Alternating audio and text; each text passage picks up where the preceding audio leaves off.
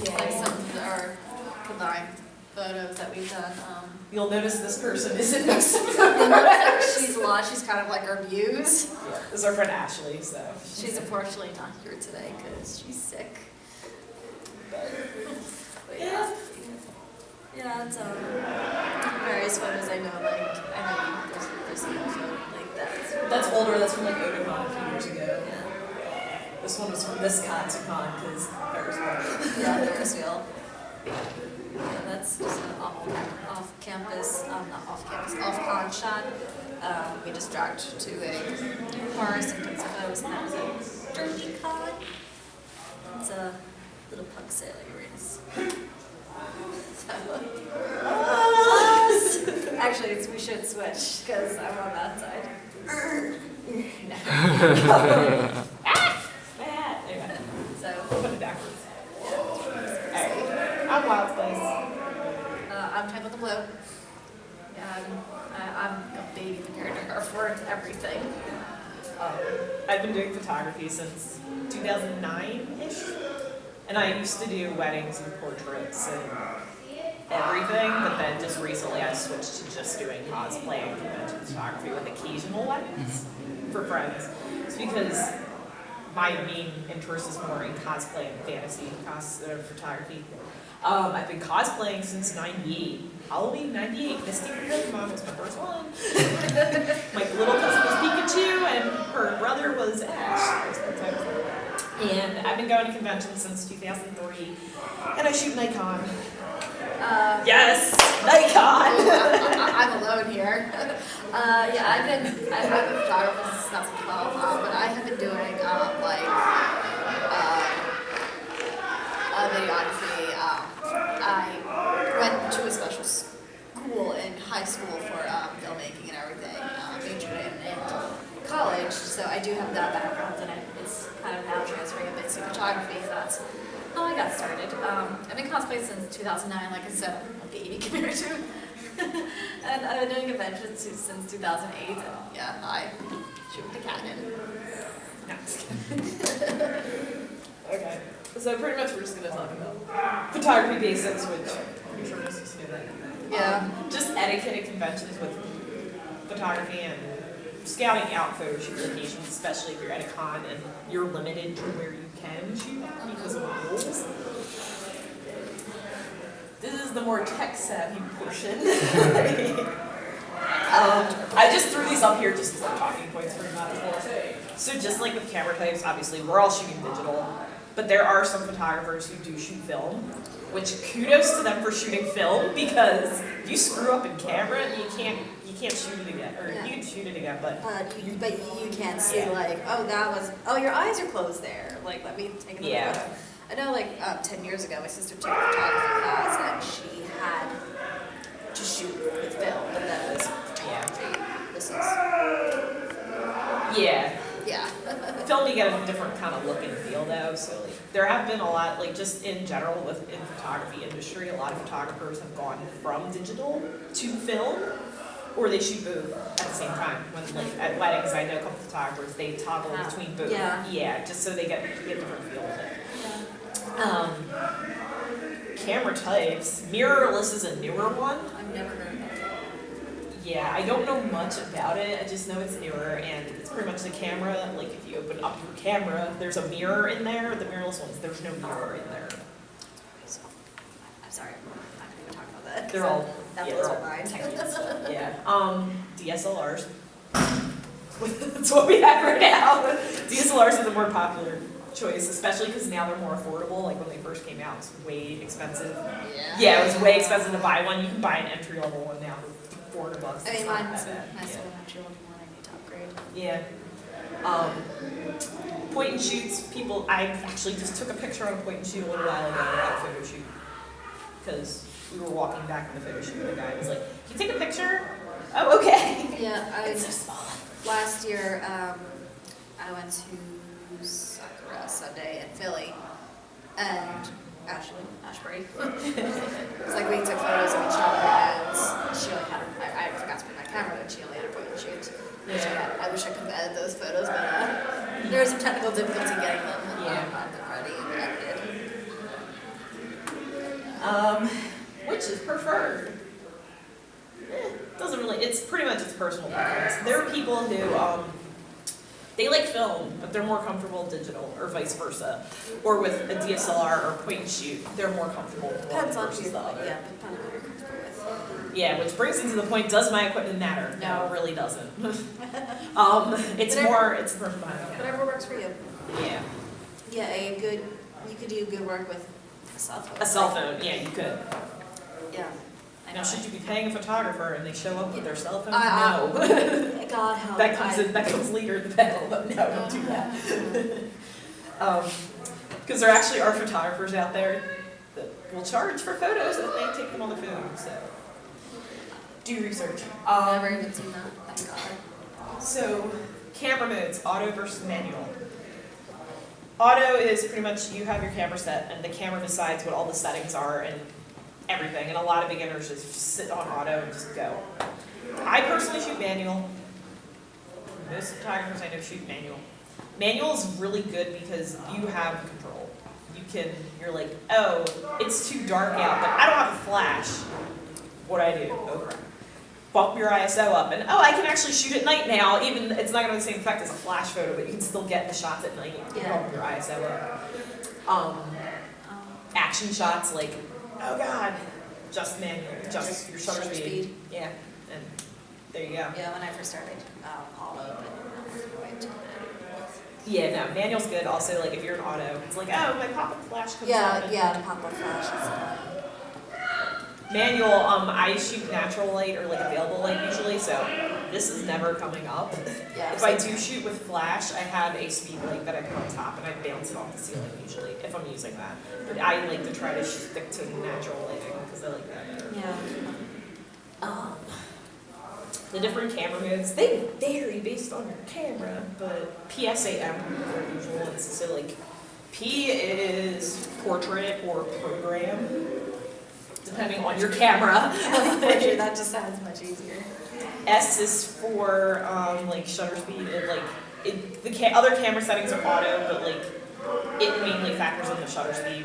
A is for aperture priority mode, so it focuses more on the actually aperture setting on the camera, which is like how wide open the lens is or how close it is, like how much light's getting in. And then manual is and then, which should you be shooting? With photographers that are shooting like at conventions and charging, you probably should be shooting in manual. That's just. Or if you're in auto, at least be using some other things too, like, because anybody can pick up the camera on auto and shoot, but in manual, you're like, it's more. I mean, when I hand my camera to friends who don't know anything about photography, I always Switch it to auto. Like, what I have to do, just point and shoot, whatever looks fine, do that. That's it, that's all you gotta do. It's like, I don't, nope, don't worry about it. Which is preferred, again, personal preference. With manual though, just flat out, you're gonna have way more control over how your photos look and how your shoot's gonna go versus just switching it on manual and just shooting like crazy. Just push and hold the button down. Get a little shot of crazy. Yes. File types, so JPEG versus RAW. So when you're shooting on camera, you have different file types you can have the files render as. If you do JPEG's good, but JPEG, you lose some of the quality of the photo than you would in RAW.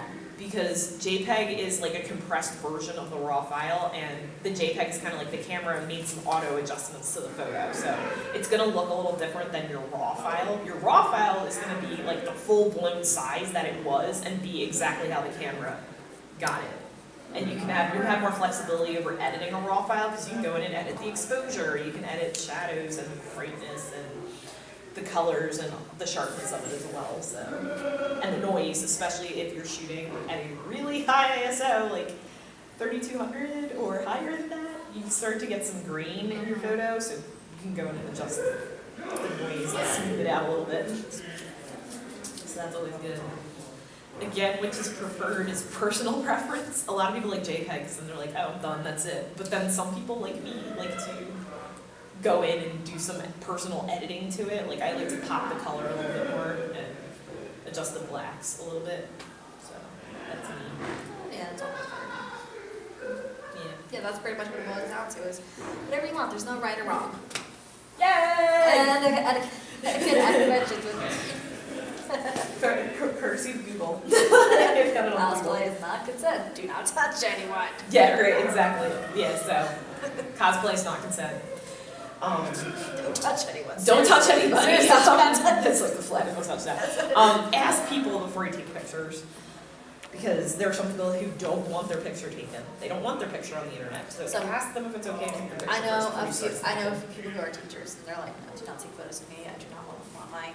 Yeah, or if they're in like a other professional Yeah. career where it's like, I don't want people seeing these. Don't No, take that I picture. know a girl I think who. this I know a girl who works for a law firm, and she has strictly said, like, no, do not talk about me that I'm at a convention, do not tag, do not take photos, like, I cannot have these photos anywhere online, my career would be ruined, so. The second ask before you snap goes along with that. Read rules and regulations for your specific convention, your medal figure. Conventions have different rules for photography. Some conventions, you're not allowed to take any pictures inside if you're using equipment, like extra equipment. Yeah, like they may tell you, nope, you can't do that. You can't walk around with a tripod. Yeah, There are conventions that at do that. CatsCon, people got yelled at for tripods. Yeah. What? That you might be able to get away with, like a tripod. They might Maybe, be like, yeah, no. like the tiny tripod, maybe. Yeah, the little. Like people have like flashes. Yeah, like at Blend, people who, like some of the other photographers have like the lighting equipment they turn around, so they have like the flash, the umbrellas and the diffuser boxes and stuff. Like, Even my friend, she has a handheld reflector, and they told her she can't use that. yeah, you have to go outside if you're going to use that stuff. Yeah.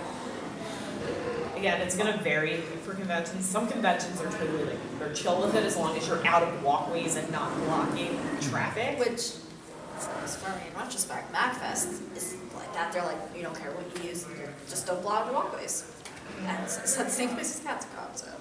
NJIT actually is one of the cons that has that rule that you can't use that stuff inside, you have to go outside. Yeah. There was one photographer, she just stayed in one area the whole weekend outside because she couldn't go inside of her lighting equipment, so. Yeah, so those rules are there for a reason.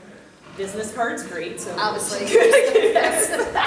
Business cards are good. I'm terrible to them. I have to get new ones, but business cards are good, especially like, so people don't think like you're creeping on them after you take a picture, like, okay, your picture, sure, and then disappear, like, oh, well, I don't know what's happening with that picture. Yeah, So, I like when I get that's like always good. I like when I get the photographer with the cosplayer, like they take a photo and it's like, oh, Or here's you exchange cards, that we was, exchange cards and then it's like, here, this is where you can find it. and then, you know, Respect.